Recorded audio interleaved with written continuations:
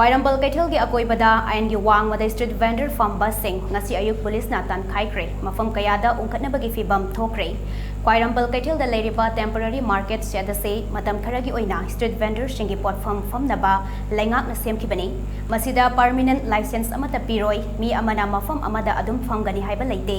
First come first serve ni group sagaduna irang sagat na pakot na biganu haina mahut minister yumnam khemsa na haikre wafam asi paumi singa unaba mada mahak na fongdokibani mahak na makha taraduna matam kayagi mamangdagi waroishin ama purakpa ngamdana leiriba street vendor gi issue asi paliba lengak asina waroishin ama purakna ba hotnari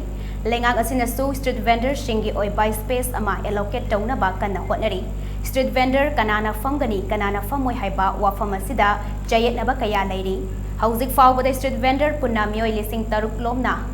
potfam phamna ba apply tawrakre hiramasigi matangda CM gi meeting makada transport director mahotama de municipality gi official sing SP Imphal West SP traffic yauna committee ama semke committee aduna tha ama chupna survey tawbada nakai sengna potfam phamjeraga mayum pu by street vendor listing amaga chamri humputara dagi hena fangbangam kide Masina takpadi street vendor shingi marakta luchingli kharana makuta puba mioi khara hapchi labra haibasi achauba wahang ama oiri leita lairaba ima event singna mayum pujana ba potfam phamba thoklakliba asida kanagumba kharana street vendor gi maikhum uplaga nakai sengna potfam phamsu phamdana potfam phamsinana ba hotnare haibasi mayek sengle hiramasigi matangda hakthengna yengsilubada application listing taruki manungda supna tangi mayek sengne street vendor oiriba asidi lising amaga chamri humputara khaktani haiba khangbangamle niyom chumna kaithal asida leita laira tanba lakpa miyoi singi oinadi lengak nasu mateng pangani maduna tadana group sagatuna gengkhupu amagi mawongda potfam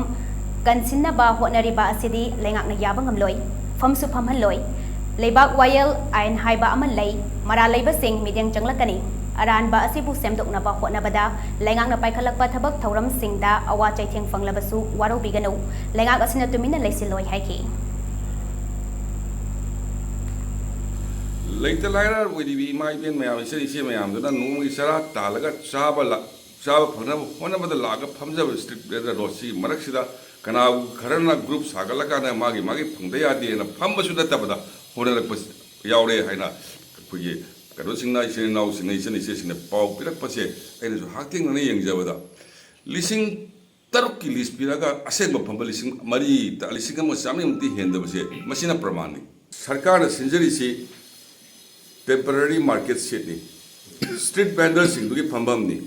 street vendor mana orekta matam da awai ba mana silawni masida pata pi bagi natraga dukan po pi bagi natraga number wise pi bagi pot like